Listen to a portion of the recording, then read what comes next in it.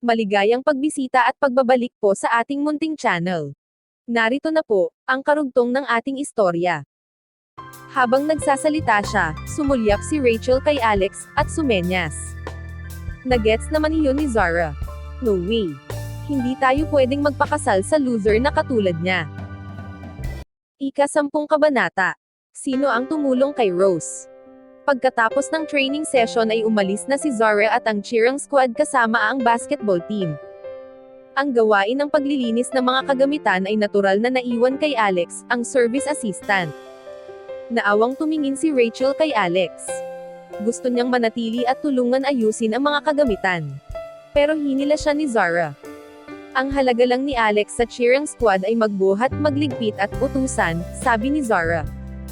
Habang kinukuha ni Alex ang mga kagamitan sa cheering squad at iyon ay ilalagay sa bodega. Tumunog ang phone ni Alex. Si Mark ay tumawag. Sir, sabi ni Ken na ayos na po ang usapin. Okay, that's great, sabi ni Alex at ibinaba ang telepono. Hindi makapaniwala si Alex kung gaano ito kabilis na ayos ng kanyang pamilya. 1 oras pa lang, mula nang siya ay tumawag. Sa palagay niya na malapit nang malaman ni Rose ang balita. Bandang alas 5 ng hapong iyon. Nagjo-jogging si Alex nang makatanggap siya ng tawag mula kay Joe. Mukhang napakasaya ni Joe. Alex, nasaan ka? Nasa sports field. Bakit parang masaya ka? Okay na ba ang lahat kay Rose? Naisip ni Alex na tiyak na nakarating na sa kanya ang balita. Wow, paano mo nalaman yan? 20 minutes pa lang nang tumawag ang papa niya. At alam mo na, nagtatakang tanong ni Joe. Ang iyong mga salita ay napakasaya, kaya alam ko na ang problema ay ayos na. Ngumiti ng mahina si Alex. Totoo yon, nagtaas ulit ng boses si Joe at sinabing. Sabi ni Rose na gusto kanyang e-treat ng hapunan. Papunta na kami doon.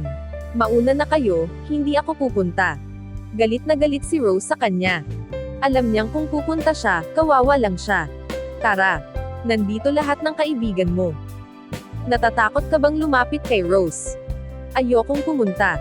Kayo na lang at magsaya kayo. Isa ka talagang talunan kung hindi ka darating.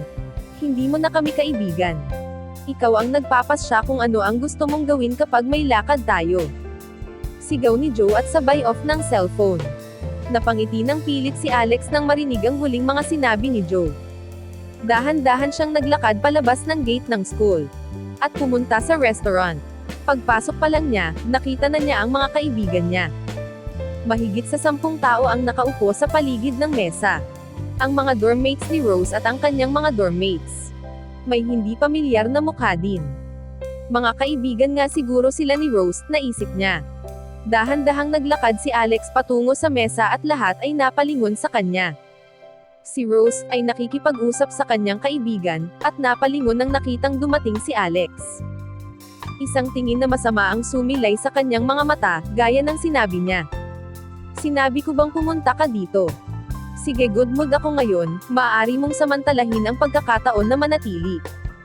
Pagkatapos ay ipinagpatuloy niya ang kanyang pakikipag-usap sa mga kaibigan at hindi na muling tumingin pa kay Alex. Habang si Alex ay huminto sa paglalakad at tumingin kay Rose, naramdaman niya ang pagkirot ng kanyang puso. Kalimutan mo na, naisip niya. Kalimutan mong tinulungan mo siya sa pagkakataong ito. Hindi ko na siya tutulungan simula ngayon. Mabilis na lumapit si Joe kay Alex, at bumulong sa kanya. Huwag mo siyang pansinin, masaya ang mga kaibigan mo na dumating ka. Halika at umupo sa tabi ko. Habang nagsasalita siya, hinila ni Joe si Alex at pinaupo sa tabi niya. Habang nakaupo si Alex, sumulyap si Rose sa kanya at naiinis.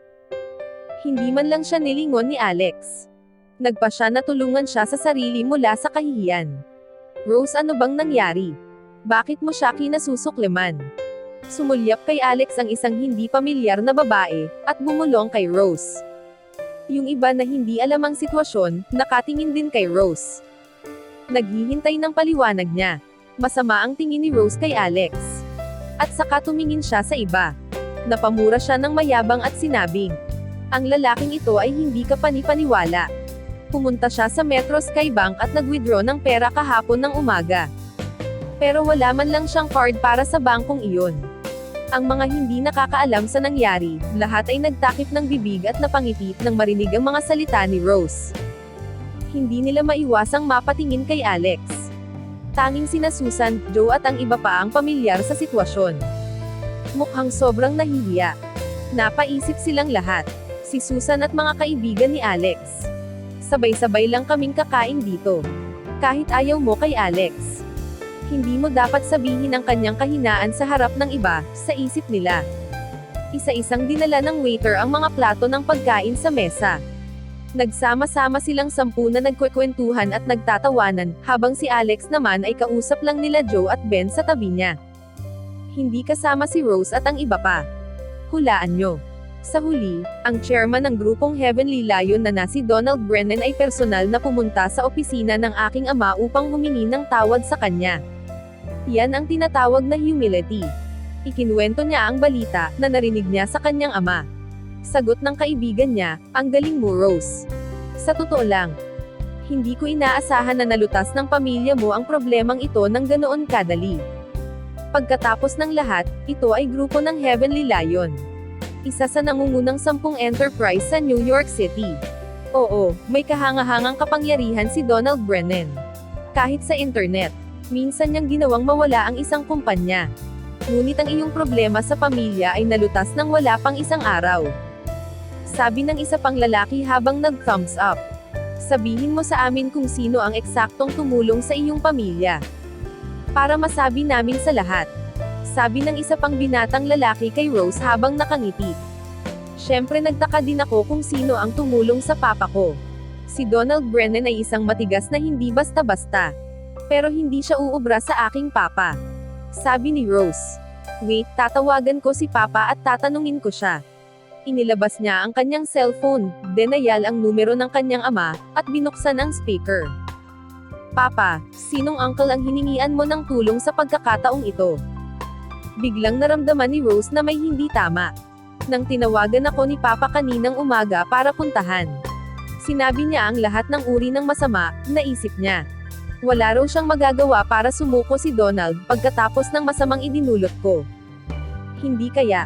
Sa bandang huli, sa isang iglap nang ay naalala niya ang isang taong makapangyarihan na hindi niya naisip noon. Isang ideya ang pumasok sa isip ni Rose. Hanggang dito na lang po muna. Sana ay subaybayan po ninyo ang ating istorya. Maraming salamat sa pakikinig. Hinihiling ko po ang inyong suporta sa ating munting channel. Nagpapasalamat po ako sa mga bagong subscriber. Masaya po ako at kahit papaano ay may naghihintay ng bagong kabanata. Maraming salamat po uli sa lahat. Stay safe and God bless.